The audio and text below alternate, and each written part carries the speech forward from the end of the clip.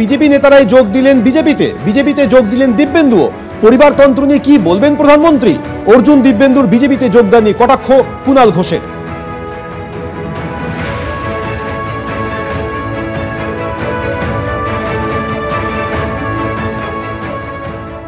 আমি ব্যারাকপুরের বিজেপি কর্মীদের বলবো, পার্থ ভৌমিককে ভোট দিন। যদি আপনাদের আত্মসম্মান বলে কিছু থাকে তাহলে সরাসরি জোড়া ফুলে ভোট দিন। জোড়া ফুলের বাতিল কাউকে ভোট দেবেন কেন? জোড়া ফুলের প্রত্যাখ্যাত কাউকে ভোট দেবেন কেন?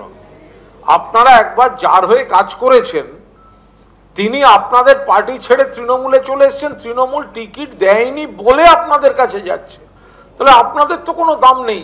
যে কেউ যখন যাতায়াত করে আপনাদের পার্টির টিকিট পেতে পারে।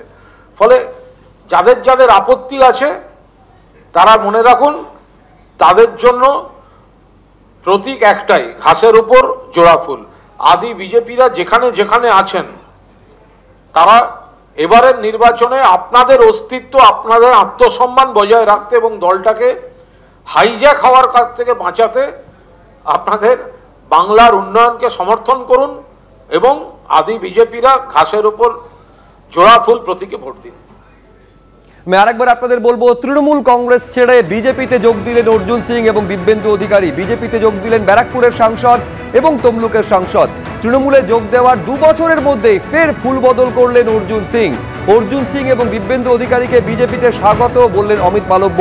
ফোনে আমরা এই মুহূর্তে যোগাযোগ করতে পেরেছি সিপিএম নেতা তন্ময় ভট্টাচার্যের সঙ্গে। তন্ময়, কি বলবেন আজকে যোগদানের করার সময় দুজনের কথাতেই, অর্থাৎ তমলুকের সাংসদ এবং ব্যারাকপুরের সাংসদের কথাতেই সন্দেশখালির প্রসঙ্গ উঠে আসছে। অর্জুন সিং তো বলছেন যে যখন দেখলাম দলের মধ্যে সন্দেশখালি নিয়ে মুখ খোলা যাচ্ছে না, বিরোধিতা পর্যন্ত করা যাচ্ছে না, তখন বুঝলাম এই দলে আর থাকা যায় না, সেই কারণে বিজেপিতে যোগ দিলাম।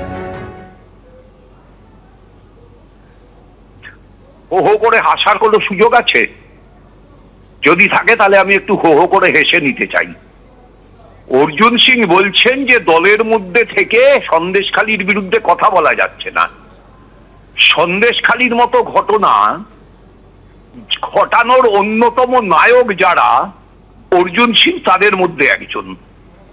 এবং তিনি যখন এই ধরনের ঘটনার বিরুদ্ধে দলের মধ্যে কথা বলতে পারছেন না বলেন, তখন বোঝা যায় যে আসলে তিনি এই ধরনের ঘটনার পক্ষে যে স্ট্যান্ড নিয়েছিলেন সেই স্ট্যান্ড করছে না, এবং ফিরে অনুযায়ী টিকিট না পেয়ে তিনি আবার বিজেপিতে ফিরলেন। বিষয় তো টিকিট, বিষয় তো দল না, দল বদলটাও বিষয় না, বিষয় হচ্ছে টিকিট। সেই টিকিটটা উনি ওখানে পাবেন, তাই উনি ওখানে গেছেন। উনি টিকিট পান, উনি লড়ুন, আমার শুভেচ্ছা রইল। ধন্যবাদ তন্ময়দা।